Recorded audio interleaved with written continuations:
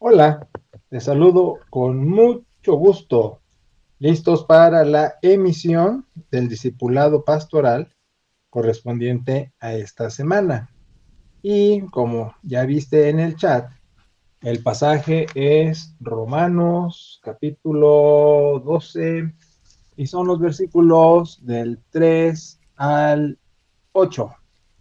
Y ya sabes, siempre pido que leas el pasaje con anticipación para tener el contexto y mientras lo leas con más versiones, pues tanto mejor. Versiones en el idioma que manejes, tanto mejor. Así tienes un panorama más completo de lo que es la traducción de este texto. Bien, lo titulé Vida en Comunidad, Vida en Comunidad. Y estoy usando ese nombre que es el título de un libro de Dietrich Bonhoeffer o de Jürgen Moltmann, ya no me acuerdo, uno de los dos, creo que es de Bonhoeffer. Y es muy inspirador porque menciona pros y contras, luces y sombras, altas y bajas de vivir en tropa. Y bueno, ¿quién no vive en tropa? Pertenecemos a núcleos. De hecho, en sociología se menciona el hombre no está hecho para estar solo.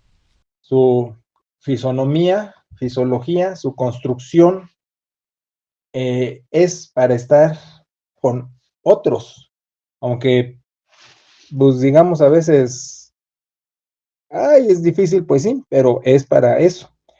Fíjate que me acordé que le dije a un amigo la semana pasada, fíjate que cuando llega alguien, a veces da mucho gusto verlo llegar, pero hay otras personas que da mucho gusto verlos partir. Entonces, pues ese es el eterno vaivén de las relaciones humanas, por eso son humanas. Y bueno, pertenecemos a núcleos familiares, académicos, laborales, profesionales, eh, laborales, ya dije, sociales, vecinales, vecinos, barrio, eclesiales. Entonces, pues pertenecemos a grupos. Siempre vamos a pertenecer a grupos. Y hablando de grupos familiares, pues está la familia nuclear y luego se extiende, ¿verdad? Cuando se emancipan los hijos y ya forman sus propias familias. Y luego esto pues se extiende con la familia política. En fin, siempre hay eso, los núcleos sociales familiares. Entonces, esta vida en comunidad se va a expresar en dos variantes. Ahora, el énfasis del pasaje es hacia la iglesia, pero yo le voy a dar el chanfle, la jiribilla de atacar a otros núcleos, a otros grupos sociales, ¿sí? Al sujeto colectivo que nos toque en turno. Entonces, se va a manejar en dos direcciones. La primera, la actitud interna, y la segunda, la expresión externa de esta actitud. Pues está simple, ¿no? Lo que traigo y lo que expreso. Entonces, empieza el apóstol diciendo, nadie se sienta más de lo que es, pero sí se debe sentir lo que es. ¿A qué me refiero? El apóstol, pues ya sabes, escribe con su particularidad, ¿no? Está hablándole a gente y se introduce de una manera inductiva, muy amable para llegar a lo que quiere. Por eso dice, por la gracia que me es dada, ¿no? O sea, de parte de Dios está diciendo como que trae bandera blanca para introducir lo que quiere decir. Nadie tenga más alto concepto de sí que el que debe tener, pero sí hay que tener, pero pensar de sí mismo con cordura, inteligente, racional, cordura, no alocado, no perdiendo los estribos. Eh, y dice, conforme a la medida de fe que Dios repartió a cada uno. Vamos a entenderlo, Dios te dotó valóralo, agradécelo, pero no lo manejes como si fueras el muchacho de la película. Ahora, tú sabes, uso la segunda persona en singular para que esto sea más directo, pero pues no me excluyo nunca, pues. Ahora, nos está diciendo, no te sientas el Tom Cruise de la movie, que eres el héroe y tu nombre debe estar en la marquesina. Y es que, pues sin querer, eso manejamos. Mira, pues es instintivo, ¿sí? Tanto conservación como supervivencia, siempre va a prevalecer el yo, el ego. Ahora, te he dicho antes, egolatría es el culto a uno mismo, el egotismo es el narcisismo, enfatizarse uno como si nada más existiera uno en el planeta, y el egoísmo, pues es el cuidado de sí mismo, ¿sí? Aunque yo sé que egoísmo se maneja más como egotismo, pero por eso existen las palabras y las diferencias de las palabras. Egotismo con T sería lo que se maneja comúnmente por egoísmo, pero la palabra egoísmo es una palabra sana. De hecho, ego es el pronombre personal de la primera persona en griego. Entonces, es cuidarte, por ejemplo, no te maltratarías, pues claro, a menos que se esté enfermo, que haya un problema patológico, que haya un problema psiqui mental, ¿no? Donde uno se lastime. Y aquí un paréntesis, curiosamente, sí pasa, nos gusta sufrir, nos gusta lacerarnos. Y te voy a decir varios ejemplos. Mentalmente nos enjuiciamos y somos duros y decimos que somos tontos, que no valemos, pensamos en quien nos maltrató y decimos tiene razón, no valgo nada, tenemos presentes los regaños, los rechazos en casa, de chavitos, las comparaciones con los hermanos, en fin, hay ese dejo de autoestima dañada donde nos maltratamos y cuando cometemos una torpeza, ay, qué tonto soy, y cosas así salen innatas. Y la otra es el ejemplo que uso de un pellejito en un dedo, ¿no? Un padrastro, un pellejito, que te lo estás pellizque y pellizque, jale, jale, jale, o ese dolorcito. Entonces, el que nos gusta sufrir es una expresión que curiosamente indica que al individuo sí le gusta un poquito de dolor hacia sí mismo. Ahora, hablo de un poquito y vamos a decir entre comillas que es sano, porque es muy común y a veces en psicología se dice que es lo normal, pues lo que afecta a todos, ¿no? Lo que pasan todos, aunque es también bien difícil definir lo normal con la mente, pero vamos a decir entre comillas que es normal un poquito de dolor, aunque no lo propago ni lo favorezco, pero a veces como que se me gusta sufrir un poquito, vamos a darle un poquito de chance, pero poquito y no muy prolongado. Ahora, la otra es esta. La verdad es que también nos cuidamos. Nadie se acerca, insisto, hablo de el promedio, ¿no? Más o menos sanos del coco. Nadie se acerca a la orilla de una cornisa en una azotea por esto de la ley de gravedad y la atracción y que sentimos que nos jala a la caída y nos hacemos para atrás, ¿no? O cuando se juega en un albergue y nos quieren empujar al agua, ay, nos hacemos duros, no queremos que nos empujen. Incluso en este experimento de que estás paradito y te dicen, déjate caer para atrás, está atrás alguien que se supone que te va a agarrar, que debes de tenerle confianza porque te va a agarrar según, pero luego jugando se hace a un lado y te caes. Entonces, no es fácil dejarse caer porque te cuidas, te estás cuidando. Entonces, te digo, ahorita me acuerdo de un cuate, ¿no? Que le decían, ¿a qué eres alérgico? Y dice, a las balas. Bueno, entonces el asunto es, nos cuidamos, ¿sí? Por eso, pues sí hay que tener una medida de uno mismo, pero con cordura. Ahora, no me refiero nada más al cuidado de tipo personal, sino me refiero a la medición de valor. Aquí decimos lo cualitativo de la persona, ¿no? ¿Cuánto vale? Aunque, haciendo un paréntesis, también hay gente que su autoestima está muy dañada y normalmente camina con la bandera baja, ¿no?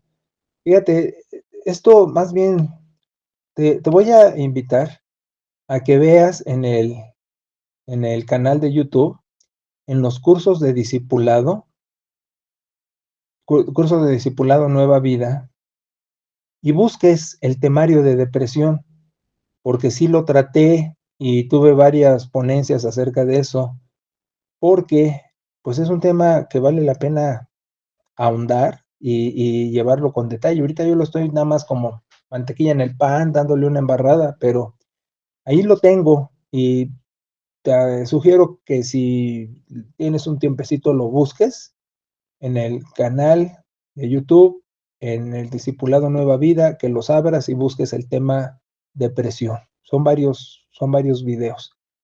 Entonces, pues chécalo si es necesario, porque decimos, también hay gente que anda con la autoestima lastimada y depresivo. Entonces, la mente es muy curiosa y muy vasta de estudiarla y de ver tantas cosas que existen ahí, pero bueno, hablando del promedio, decimos que todos tenemos un concepto de nosotros mismos, de valor, de calidad, cualitativo, que es necesario tener, ¿sí? En un equilibrio, ni tan tan, ni muy muy. Por eso dice el apóstol, pero con cordura, para que no te pases. Aquí está hablando del extremo contrario, no la autoestima baja, sino al revés, la actitud altanera. Iba a decir soberbia, pero es que soberbia lleva también otro caminito. Entonces aquí vamos a decir que te sientes más que los demás. Ahora, mira, aquí hay otro problema. Y sí es cierto. En Filipenses capítulo 2 dice el apóstol, ve a los demás como más alto que tú, como que tienen más cualidad que tú. Pero la pregunta es esta, ¿es verdad que todos tienen más alto valor que uno? Y la respuesta es no. Por eso esto es un juego de muchas cosas, porque es verdad que no todas las gentes son igual de inteligentes, no todas las gentes son igual de preparadas, no todas las gentes son igual de sabias, no todas las gentes son igual de educadas. Entonces, sí hay diferencia, sí hay estaturas. Entonces, cuando se dice, ve a los demás como superiores a ti, está canijo, porque dices, es que es inferior, no tiene mi educación, ni mis estudios, ni mi IQ. Entonces, allí es otro tema, donde la actitud debe de ser eso de, voy a considerar como si fueras superior a mí, no que lo seas, para tratarte con una actitud adecuada. Eso es lo que arreglaríamos hermenéuticamente en el texto de Filipenses 2. Voy a tratarte como si fueras superior a mí, pero la objetividad muestra que no.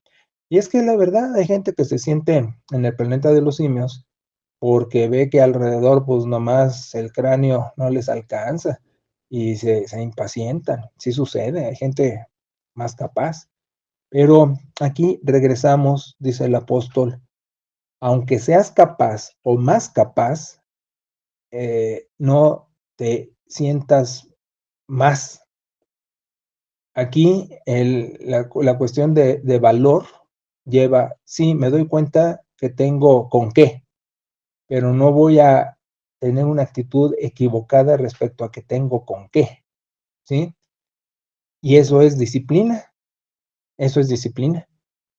Nadie tenga más alto concepto que el que debe tener, sino que piense de sí con cordura, conforme a la medida de fe que Dios te da. Aquí que dice el apóstol, hazlo por Dios, hazlo por Dios.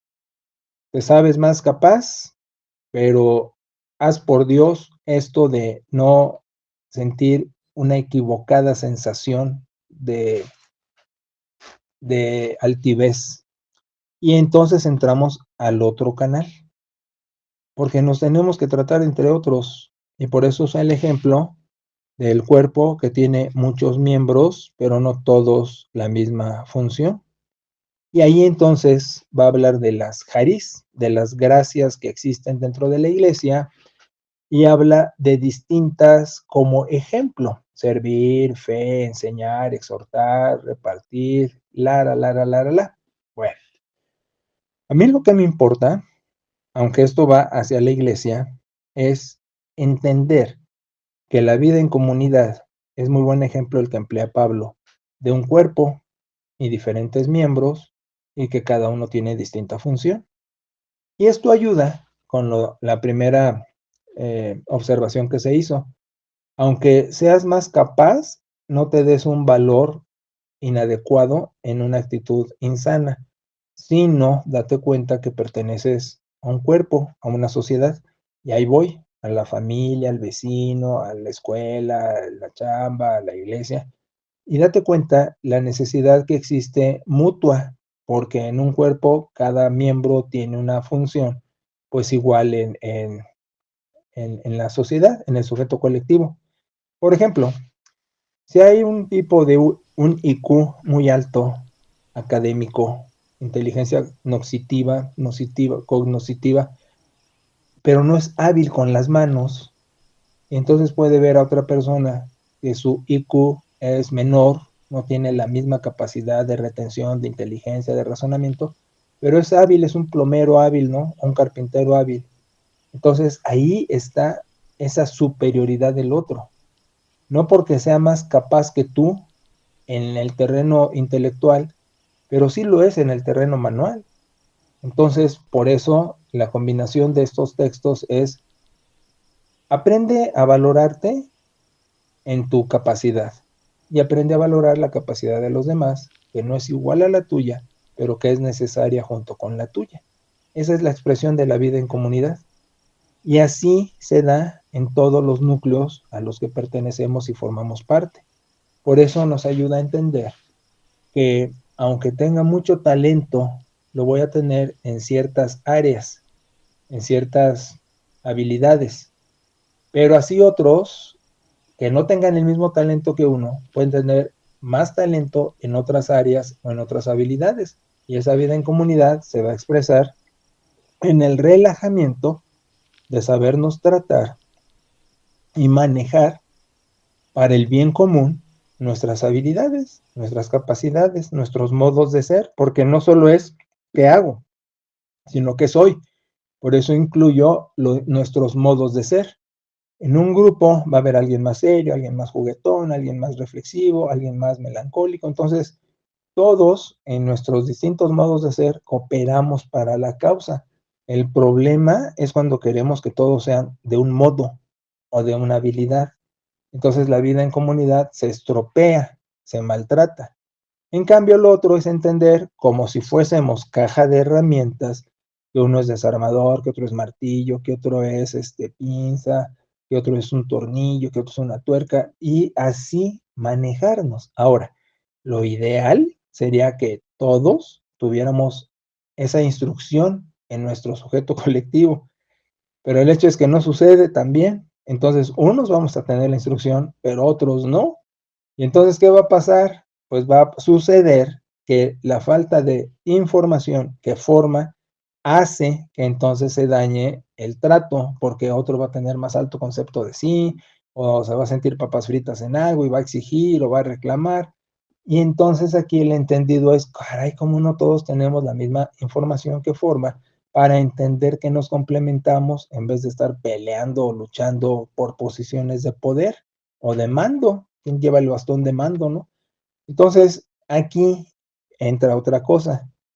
Con la ayuda de Dios, como digo en los audios, y con oración, tratar de hacer nuestro mejor papel en el entendido que ya tenemos y comprender el entendido que les puede faltar a otros sobre el particular, de tal manera que aún ahí me relaje, porque el sujeto colectivo siempre es conflictivo, y diga: bueno, ellos no saben esta información, pero yo sí, y a mayor información, mayor responsabilidad.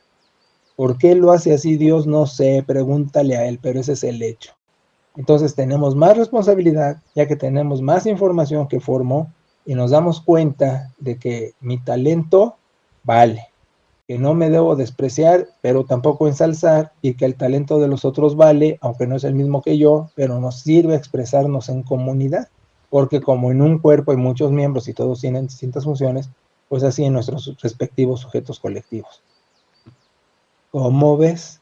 Bueno, espero que, como siempre, la información que forma, primeramente con la ayuda de Dios, tenga un provecho. Y cualquier cosa, ya sabes que estoy en el chat o la llamada a tus órdenes. Y espero tu reflexión de este contenido, porque eso es lo rico, ¿no? El seguimiento pastoral de la información que forma para ver cómo vamos en el tema. Bueno, pues muchos saludos y bendiciones para todos.